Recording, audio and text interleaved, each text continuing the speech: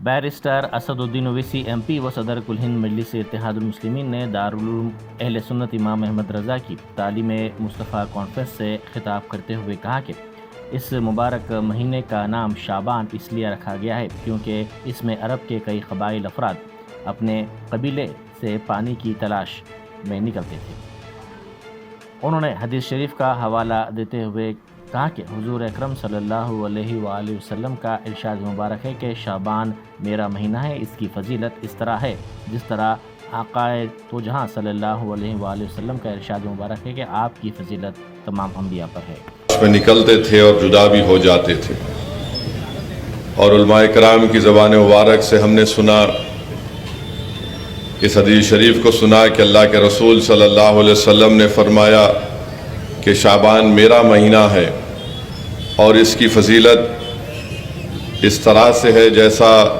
آقا دو عالم صلی اللہ علیہ وسلم نے فرمایا کہ میری افضلیت تمام انبیاؤں پر جیسے ہے۔ حدیث شریف میں آیا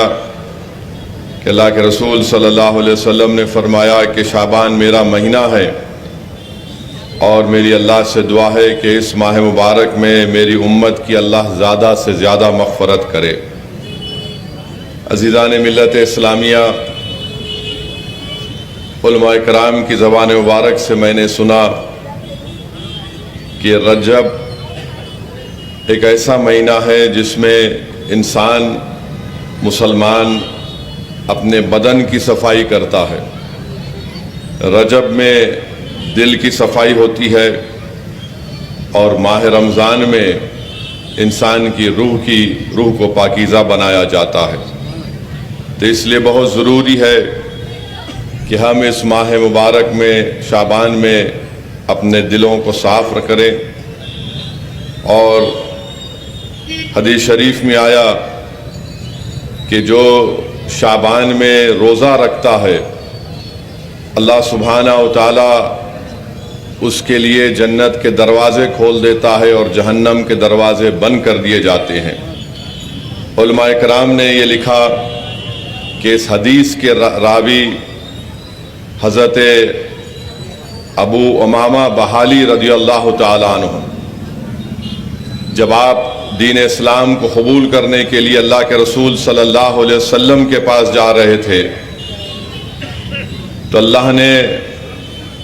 یہ حکم فرمایا کہ ابو امامہ بحالی آ رہے ہیں، ان کی تعظیم کی جائے۔ تو اللہ کے رسول صلی اللہ علیہ وسلم نے جب حضرت ابو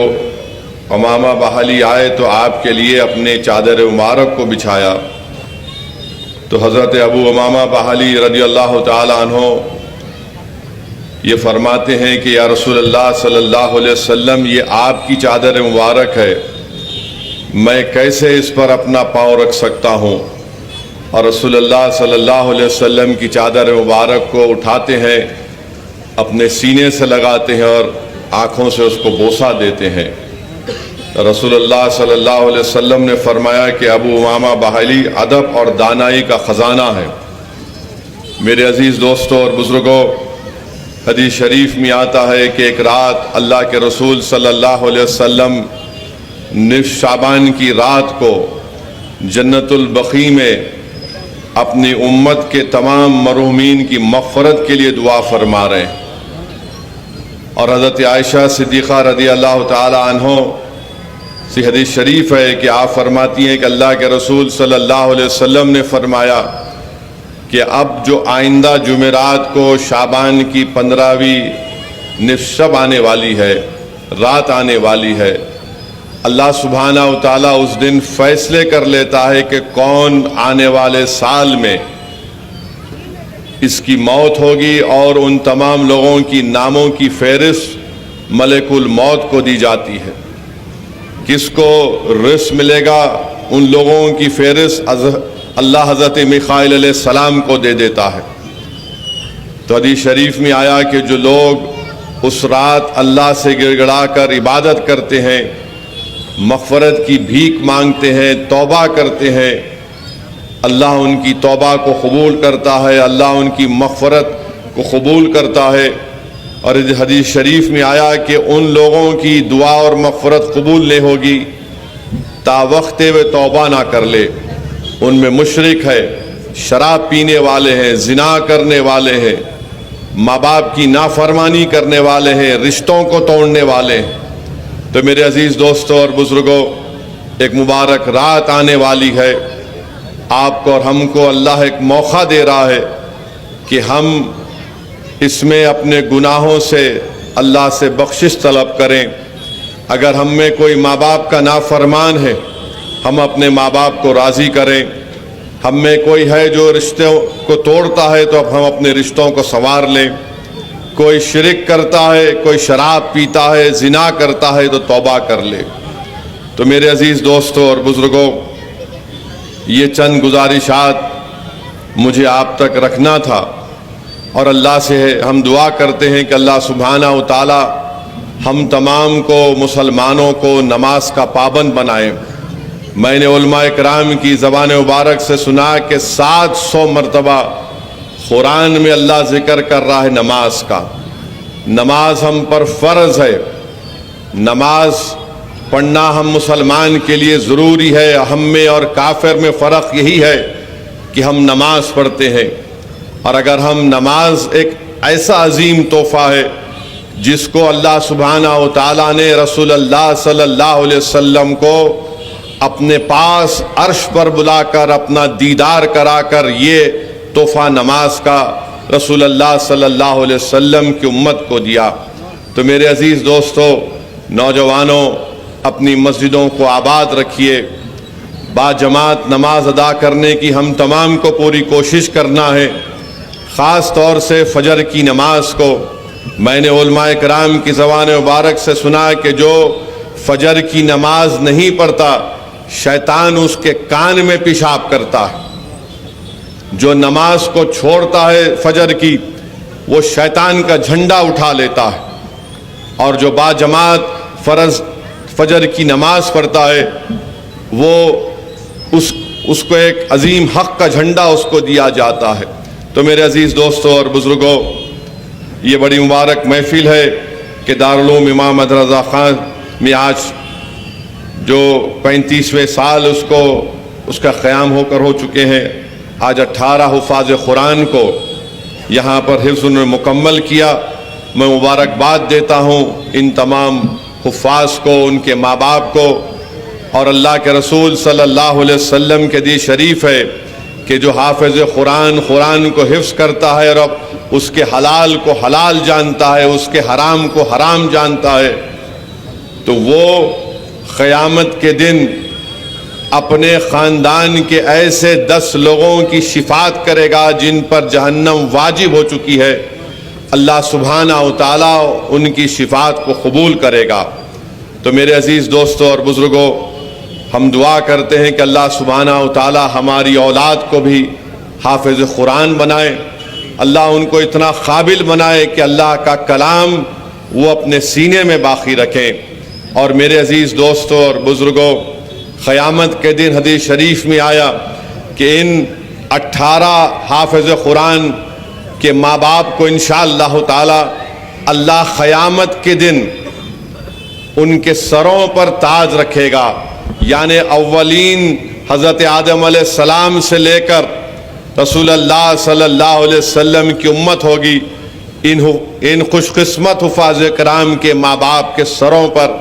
تاج رکھا جائے گا، اور وہ تاج کی روشنی سورج کی روشنی سے زیادہ ہوگی۔ اور حافظ قرآن کی اہمیت اور خصوصیت یہ ہوگی کہ قیامت کے دن اللہ ان کو حکم فرمائے گا کہ تم قرآن کی تلاوت کرو، اور تم جتنی تلاوت کرو گے اتنے درجات تمہاری جنت میں تمہارے درجات بلند کیے جائیں گے۔ میرے عزیز دوستوں اور بزرگوں، مجھے آخر میں حدیث شریف یاد آ رہی ہے کہ قیامت کے دن حساب کتاب ہوگا تو اللہ ایسے 4 لوگوں کو، 4 قسم کے لوگوں کو بغیر حساب کتاب کے سیدھا جنت کے دروازے پر ان کو پہنچا دے گا۔ اس میں ایک حافظ قرآن ہوں گے، اس میں ایک عالم بعمل ہوگا، اس میں ایک ایسا حاجی ہوگا جو بغیر فتنہ اور فساد کی حج کو ادا کرتا ہے، اور ایک ایسا شخص ہوگا جو حلال کی کمائی سے بغیر ریاکاری کے اللہ کے نیک بندوں میں، غریبوں، مسکینوں میں ان کو وہ دولت ان میں بانٹتا ہے۔ تو حضرت جبرائیل علیہ السلام کو بھیجائے گا، وہاں پر ان میں بحث ہوگی کہ جنت میں پہلے کون جائے گا، جس میں شہید بھی ہوگا۔ تو حضرت جبرائیل شہید سے پوچھیں گے تجھے کیسے معلوم ہوا کہ اللہ کی راہ میں شہادت دینے سے تو جنت میں جائے گا؟ وہ کہے گا کہ میں نے ایک عالم دین سے سنا۔ پھر اس شخص سے پوچھا جائے گا کہ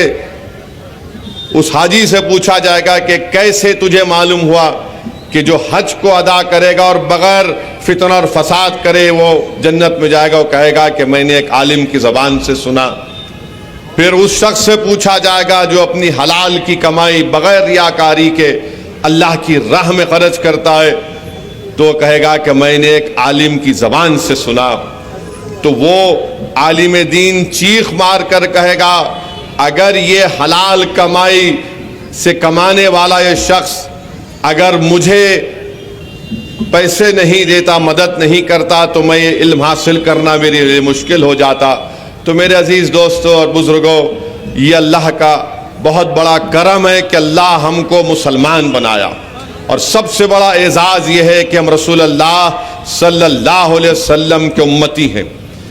ہمارے لیے، آپ کے لیے سب سے بڑی دولت یہ ہے۔ اور یاد رکھیے، شہید کے خون کے برابر علماؤں کی سیاہی ہوگی، شہید کے خون کے برابر علماؤں کی سیاہی ہوگی۔ ایک شہید اپنی جان کو قربان کر کے دین اسلام کو مضبوط بناتا ہے، ایک عالم دین اپنے سیاہی سے ایمان کو بچاتے ہم تمام لوگوں کے۔ تو میرے عزیز بزرگوں اور دوستوں، علماء کرام کی عزت کرنا، حفاظ کرام کی عزت کرنا، اور حدیث شریف میں آیا کہ جب یہ حفاظ کرام اس دنیا سے جائیں گے تو اللہ زمین کو حکم فرمائے گا کہ تم ان کے دلوں کو ہاتھ مت لگاؤ، کیونکہ اس میں ان کے دلوں میں میرا کلام ہے۔ تو میرے عزیز دوستوں اور بزرگوں، اللہ کا کرم ہے کہ ہمارے مدرسے آباد ہیں، پورے ملک میں ہمارے مدرسے آباد ہیں، اور انشاءاللہ تعالی صبح قیامت تک آباد رہیں گے۔ یہ مدرسے ہمارے دین اسلام کے قلعے ہیں، ان قلعوں کو مضبوط رکھنا، ان قلعوں کی حفاظت کرنا یہ ہماری ذمہ داری ہے۔ اور اگر کوئی شکایت ہے آپ کو کہ میرے پاس فلاں چیز نہیں ہے، میرے پاس اس چیز کی کمی ہے، تو تھوڑی دیر کے لیے وہ غزہ کے ان غریب مسلمانوں کو دیکھو جو اپنے برباد شدہ گھروں کی طرف مسکرا کر لوٹ رہے ہیں، جنہوں نے اپنے بچوں کو کھویا، 20,000 ان کی اولاد شہید ہو گئی، 19,000 ان کی بیٹیاں، ان کی بیویاں شہید ہو چکی ہیں، مگر آج وہ مسکرا کر اپنے برباد شدہ گھروں کو دوبارہ بنانے کے لیے اور وہ اپنے دین پر عمل کر رہے ہیں۔ اپنی مسجدیں جہاں پر ظالم اسرائیلیوں نے شہید کیا، نمازیں پڑھ رہے ہیں، درود و سلام کے نذرانے پیش کر رہے ہیں۔ تو میرے عزیز دوستوں اور بزرگوں، ہم اپنی دعاؤں میں ان غزہ کے اور مغربی کنارے کے فلسطینیوں کے لیے بھی دعا فرمائیں، متحد رہیے۔ اور جو سپر پاور یہ کہہ رہا ہے کہ ہم غزہ سے ان 20 لاکھ فلسطینیوں کو وہاں سے نکال کر کسی اور جگہ پر لے کر جائیں گے، تو سنو سپر پاور والوں، جنہوں نے 1 سال تک تمہارے ہتھیاروں، تمہارے پلینوں کے ہتھیاروں سے، تمہارے پلینوں سے گرائے ہوئے بموں سے اپنی اولاد کی شہادت کو قبول کیا، اپنے گھروں کو برباد ہوتے ہوئے دیکھا، دنیا کی کوئی طاقت ایسی نہیں ہے جو زور اور زبردستی کی بنیاد پر غزہ سے ان غیور فلسطینیوں کو نکال سکے گی۔ وہ وہیں پر رہیں گے، صبح قیامت تک وہیں پر رہیں گے، اور مسجد اقصی اور بیت المقدس کی حفاظت کریں گے۔ وہ اس وقت تک وہاں پر رہیں گے جب تک کہ قیامت نہیں آ جائے گی۔ کوئی دنیا کی طاقت ان غیور اور بہادر فلسطینیوں کو وہاں سے نکال سکے گا۔ اللہ ان کو سلامت رکھے۔ اللہ ہمارے اس دین کی سربلندی کے لیے جو لوگ کام کر رہے ہیں، اللہ ان کو سلامت رکھے، اور ہم اپنے علماء کرام کی عزت کریں، ان کی عزت کریں۔ اللہ ان کو بھی سلامت رکھے، حفاظ قرآن کو اور جو لوگ مدرسے چلا رہے ہیں، یہ ہماری ذمہ داری ہے کہ جو رمضان کا ماہ مبارک آ رہا ہے، ہم ان تمام مدرسوں کی مدد کریں، ان کو آباد رکھیں. وآخر دعوانا الحمدللہ رب العالمین. Germanten super specialty hospital national award winner doctor Mir Jawad Zar Khan, German trained senior orthopaedic surgeon and director. ماہر ڈاکٹرز ڈاکٹر واصف اعظم اور doctor Bharavi Chanduri, senior cardiologist اور دیگر ڈاکٹرز نمایاں خدمات انجام دے رہے ہیں. Robotic surgery, advance cath lab, MRI، operation theatre, ICU، 2D ultrasound جیسی سہولیات سے آراستہ کارپوریٹ لیول ہاسپٹل. واجبی فیس میں ہر مرض سے شفا یابی کے لیے جرمنٹن سپر اسپیشلٹی ہاسپٹل، عطا پور.